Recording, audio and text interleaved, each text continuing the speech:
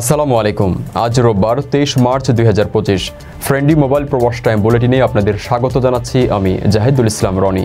শুরুতে জানাবো শিরোনাম। সুখী দেশের তালিকায় ওমানের সন্তোষজনক অবস্থান, পিছিয়েছে বাংলাদেশ। লাগাতার ধর্ষণে অন্তঃসত্ত্বা ওমান প্রবাসীর স্ত্রী, অভিযুক্ত শ্বশুর গ্রেপ্তার। উত্তপ্ত মধ্যপ্রাচ্য পরিস্থিতি, হঠাৎ মিশর সফরে গেলেন আমিরাতের প্রেসিডেন্ট।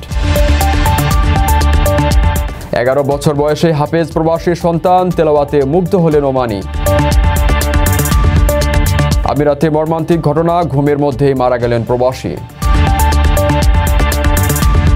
দর্শক দেখছিলেন শিরোনাম, এবারে বিস্তারিত। ওমানের সেরা রেট দিচ্ছে বাংলাদেশি প্রতিষ্ঠান গালফ এক্সচেঞ্জ।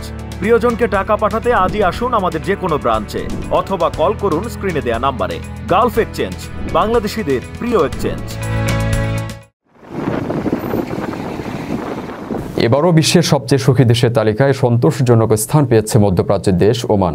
ওয়ার্ল্ড হ্যাপিনেস রিপোর্টে বিশ্বের শীর্ষ সুখী দেশের মধ্যে ওমানের অবস্থান 52তম, আর আরব দেশগুলোর মধ্যে র্যাঙ্কিংয়ে চতুর্থ। তালিকায় জিসিসির অন্তর্ভুক্ত দেশগুলোর মধ্যে ওমানের প্রতিবেশী সংযুক্ত আরব আমিরাত শীর্ষ স্থান ধরে রেখেছে।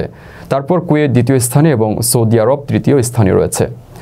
বৃহস্পতিবার প্রকাশ করা হয় ওয়ার্ল্ড হ্যাপিনেস রিপোর্ট। এবার টানা অষ্টমবারের মতো সুখী দেশের তালিকায় বিশ্বের শীর্ষে ফিনল্যান্ড। তবে বিশ্বের শীর্ষ 20টি সুখী দেশের মধ্যে এশিয়ার কোনো দেশ নেই। এছাড়া এই তালিকায় আগের চেয়ে 5 ধাপ পিছিয়েছে বাংলাদেশ। প্রতিবেদন অনুযায়ী 147টি দেশের মধ্যে বাংলাদেশের অবস্থান 134তম। তবে গত বছর 143টি দেশের মধ্যে বাংলাদেশের অবস্থান ছিল 129তম। নর্ডিক দেশগুলো বরাবরের মতোই তালিকায় শীর্ষে রয়েছে। দ্বিতীয় অবস্থানে ডেনমার্ক, এরপর যথাক্রমে আইসল্যান্ড ও সুইডেন। লাতিন আমেরিকার কোস্টারিকা আছে 6 নম্বরে, আর মেক্সিকো 10 নম্বরে। তালিকায় যুক্তরাষ্ট্র ও যুক্তরাজ্যের অবস্থান যথাক্রমে 24 ও 23তম। ওমানের সেরা শপিং অভিজ্ঞতা নিয়ে এসেছে আল বারাকা হাইপার মার্কেট। দামে কম, দেশি পণ্য এবং দ্রুত সেবা। আপনার প্রিয় সব পণ্য এক জায়গায়। খাদ্য, স্বাস্থ্য, সৌন্দর্য, প্রযুক্তি, গৃহস্থালী সবই পাবেন আল বারাকা হাইপার মার্কেটে। আল বারাকা হাইপার মার্কেট, ওমান প্রবাসীদের বিশ্বস্ত ঠিকানা। প্রায় 1 বছর আগে 15 বছর বয়সী এক কিশোরীর সঙ্গে ভিডিও কলে বিয়ে হয় ওমান প্রবাসী যুবকের। বিয়ের পর ওই কিশোরী গৃহবধূ তার শ্বশুর বাড়িতে থাকত। মাস দেড়েক আগে প্রবাস থেকে দেশে ফেরেন স্বামী এবং স্বাভাবিকভাবে সংসার করতে থাকেন। সম্প্রতি স্ত্রী অসুস্থ হয়ে পড়লে চিকিৎসক দেখাতে গিয়ে জানতে পারেন স্ত্রী কয়েক মাসের অন্তঃসত্ত্বা। পরে ঘটনায় শ্বশুরের বিরুদ্ধে থানায় মামলা করে ওই গৃহবধূ। এরপর অভিযুক্ত ছিরু মিয়াকে গ্রেপ্তার করে পুলিশ। মামলার সংক্ষিপ্ত এজাহারে উল্লেখ করা হয়, প্রায় 1 বছর আগে অভিযুক্ত ব্যক্তির ওমান প্রবাসী ছেলের সঙ্গে মুঠোফোনে বাদীর বিয়ে হয়। বিয়ের পর সে স্বামীর অবর্তমানে শ্বশুর বাড়িতে থাকত। এর মধ্যে তার প্রতি খারাপ দৃষ্টি পড়ে শ্বশুরের। বিভিন্ন সময় পুত্রবধূকে প্রসাধনী, খাবার ও মূল্যবান জিনিস উপহার দিতেন তিনি। এমনকি সোনার গয়নাসহ জমি লিখে দেওয়ার প্রলোভনও দেখাতেন। গত বছরে 18 আগস্ট তার শাশুড়ি বাবার বাড়িতে গেলে এ সুযোগে ভোরবেলা ঘুমিয়ে থাকা অবস্থায় পুত্রবধূকে ধর্ষণ করেন শ্বশুর। এরপর ধর্ষণের ঘটনাটি প্রকাশ করলে তাকে প্রাণে মেরে ফেলার হুমকি দেন তিনি। এজাহারে আরও বলা হয়, 3 মাস আগে দেশে আসেন তার প্রবাসী স্বামী। 1.5 মাস আগে সে শারীরিক অসুস্থতা বোধ করে, তখন বুঝতে পারে সে অন্তঃসত্ত্বা। সর্বশেষ 18 মার্চ স্বামীকে নিয়ে সে একটি প্রাইভেট ক্লিনিকে গিয়ে জানতে পারে সে কয়েক মাসের অন্তঃসত্ত্বা। কুমিল্লার 14 গ্রাম থানার ভারপ্রাপ্ত কর্মকর্তা গণমাধ্যমকে বলেন, মেয়েটি বাল্যবিবাহের শিকার হয়েছিল। সে নিজেই বাদী হয়ে শ্বশুরের বিরুদ্ধে ধর্ষণের অভিযোগে মামলা করেছে। পরে তাৎক্ষণিক অভিযান চালিয়ে এলাকা থেকে অভিযুক্ত ব্যক্তিকে গ্রেপ্তার করা হয়।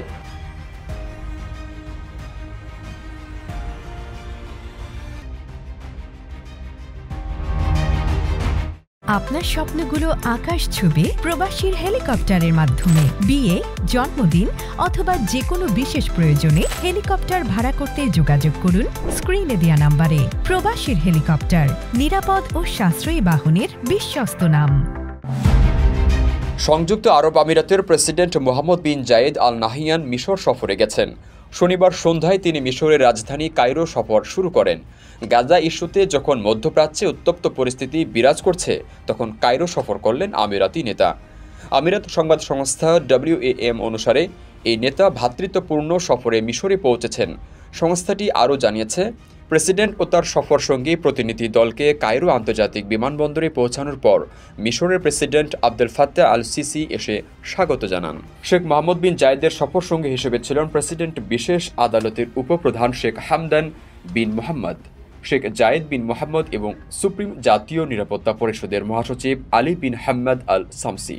প্রতিবেদনে আরও বলা হয়েছে, দুই নেতা রমজান মাসের শুভেচ্ছা বিনিময় করেন এবং দুই দেশের মধ্যে ঘনিষ্ঠ সম্পর্ক শক্তিশালী করতে আন্তরিকভাবে আলাপ আলোচনা করেন। পরে সফর শেষে কায়রো আন্তর্জাতিক বিমানবন্দরে প্রেসিডেন্ট আল সিসি এবং বেশ কয়েকজন ঊর্ধ্বতন কর্মকর্তা শেখ মোহাম্মদ বিন জায়েদকে বিদায় জানান। আকর্ষণীয় রেট ও দারুণ সব ডাটা বান্ডেল পেতে আজই ব্যবহার করুন ফ্রেন্ডলি সিম।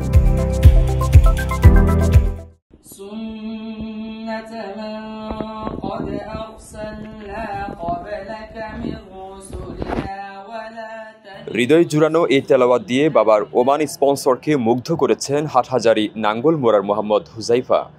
হাফেজ হয়েছেন অল্প বয়সেই। মাত্র 11 বছর বয়সে চট্টগ্রাম শহরের একটি মাদ্রাসা থেকে হেফজ শেষ করেছেন তিনি।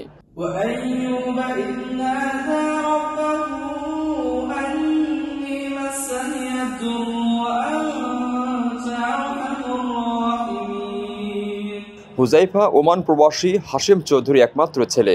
হাশেম চৌধুরী জানান, রমজানের এক ছুটিতে ছেলেকে ওমানে ঘুরতে নিয়ে এসেছিলেন। এরই এক ফাঁকে ওমান স্পন্সরকে তেলাওয়াত করে শোনালে তিনি বেশ মুগ্ধ হন। এরপর তাকে তারাবি পড়ানোর দায়িত্ব দেওয়া হয়।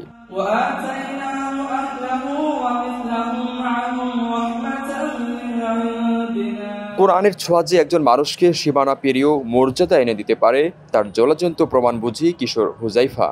তিনি এখন বড় আলেম হওয়ার স্বপ্ন নিয়ে বোয়ালখালী আল কোরআন একাডেমিতে পড়াশোনা করছেন।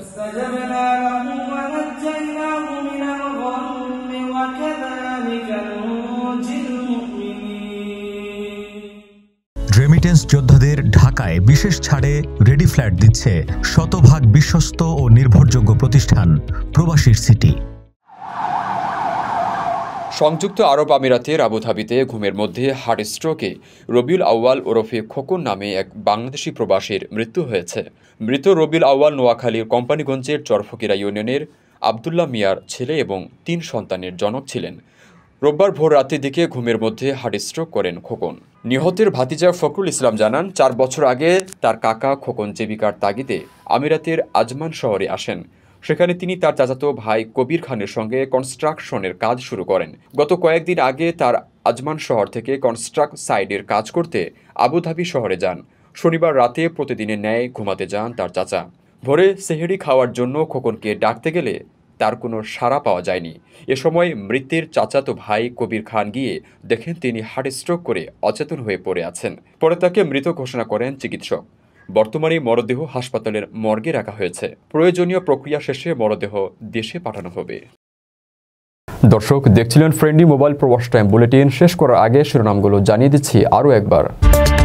সুখী দেশের তালিকায় ওমানের সন্তোষজনক অবস্থান, পিছিয়েছে বাংলাদেশ।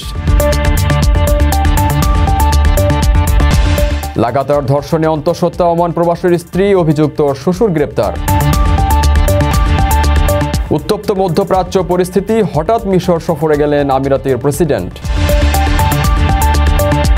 11 বছর বয়সে হাফেজ প্রবাসীর সন্তান, তেলাওয়াতে মুগ্ধ হলেন ওমানি।